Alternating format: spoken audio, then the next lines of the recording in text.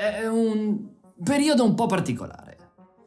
Che dite? Si è passati dal correre come dei matti stile criceti nella ruota della vita senza un perché ad una quarantena di massa, dove di colpo sono sparite le colonne portanti, il lavoro, la quotidianità, la connessione umana. E chissà, a seconda di quando le persone guarderanno questo video, potrà sembrare tutto strano, attuale o alieno. Siamo passati dal guardare lo scenario apocalittico cinese a distanza, pensando che solo lì potessero accadere certe cose, a trovarci nel mezzo di un paesaggio surreale, dove tra le strade deserte le autorità passano con il megafono a ricordarci di rimanere barricati in casa. Siamo passati da una situazione dove si guardava con diffidenza chi indossava la mascherina a non fidarsi di chi non la indossa, senza tra l'altro un motivo valido.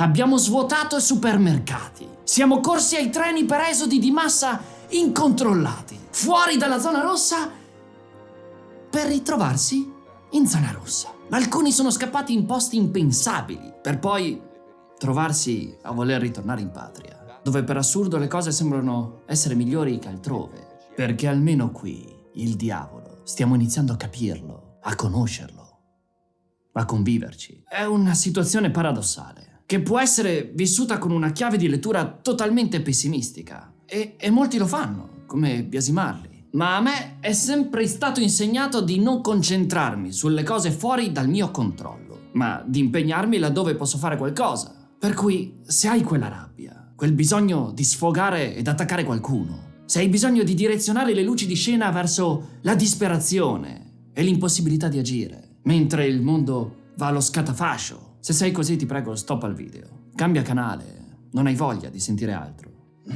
Io sono qui per altro e quello che faccio rispecchia un credo che mi appartiene molto, legato più ad un concetto di antifragilità che di compianto. Sì, perché lo scenario che stiamo vivendo va diviso in due. Da una parte ci sono le persone che stanno combattendo, quelle che non ce l'hanno fatta, la sanità con i loro eroi che in condizioni straordinarie improvvisano soluzioni di ogni tipo per tenere in piedi il sistema medico e la vita delle persone. Le istituzioni che impacciate, come sono impacciati gli altri stati, tentano di bilanciare le azioni da intraprendere tra il limitare i nostri diritti di base come la libertà di uscire e il salvaguardare la nostra popolazione nel suo insieme. E dall'altra parte ci siamo noi, a casa, a cui è stato chiesto solo di stare a casa. Non di stare a casa e lamentarci, perché questo non aiuta chi là fuori combatte per noi, ma di stare a casa e supportare, di stare a casa e stare uniti. Ed ecco che in questi giorni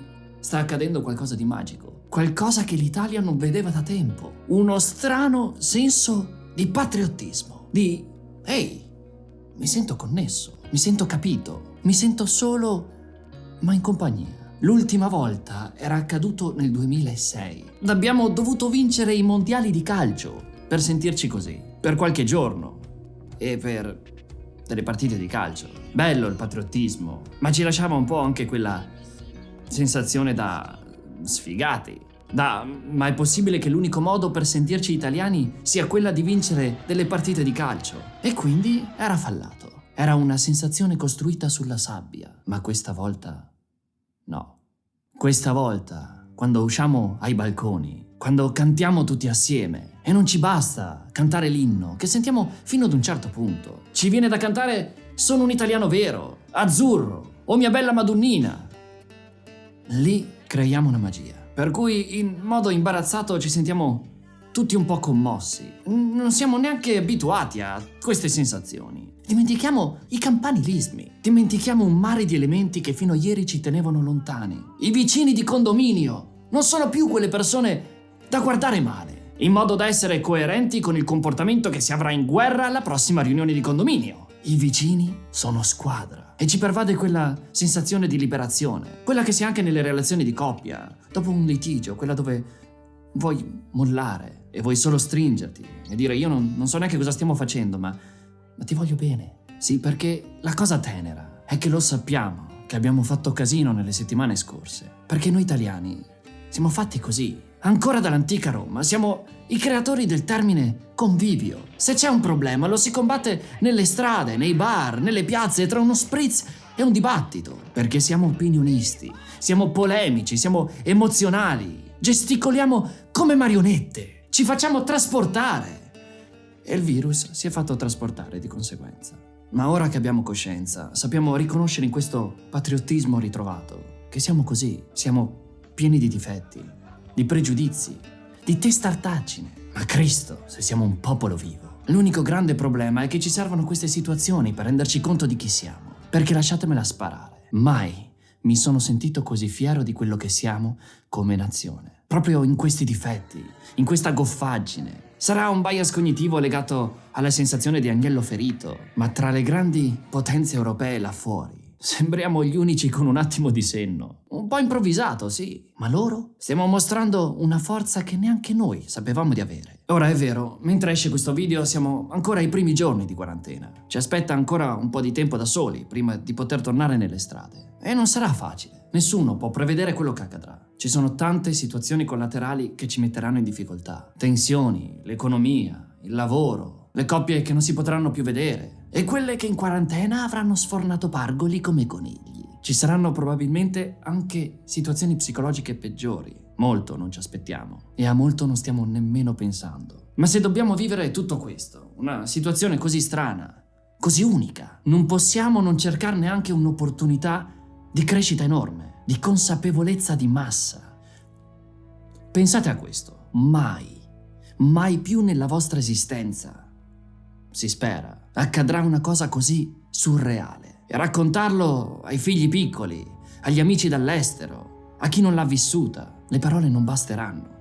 Come si fa a descrivere il silenzio di una casa? La compagnia vera degli amici con una pizza digitale, una cena romantica a lume di candela, con uno schermo di fronte. Come si fa a descrivere quanto i sempre odiati social siano oggi una fonte di appiglio dal valore inestimabile per sentirsi connessi? Come descrivere l'imbarazzo della prima persona che dal balcone intona una canzone e un mare di altri sconosciuti che lo seguono in coro? E le campane delle chiese vicine che suonano? E ancora la vita dei medici stremati, degli infermieri, di tutti gli operatori sanitari e operatori in generale, che troppo poco si fanno vedere dalle telecamere per non spaventare il popolo, per farci rimanere tranquilli. Ma noi vi sentiamo, e come se vi sentiamo, e ricorderemo quello che avete fatto. Questo è un periodo difficile, non lo metto in dubbio, ma è anche una strana opportunità, dove la distanza che abbiamo gli uni verso gli altri diventa forza per creare legame. Ci rendiamo conto solo ora di quanto ci vogliamo bene. E questo è il motivo per cui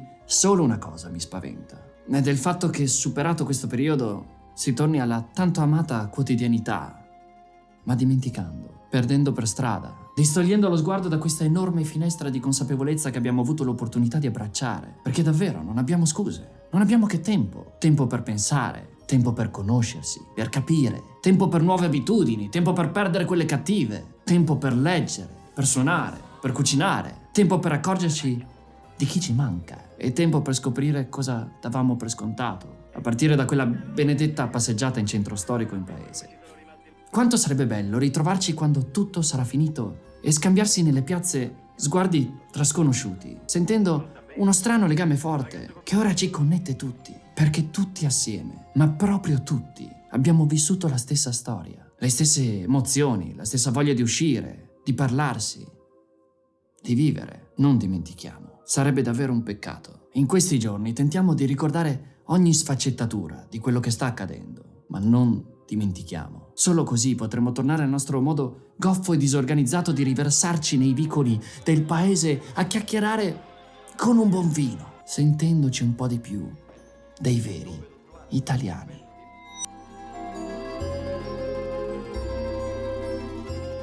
Condividi lo spirito, non il virus. Restiamo a casa.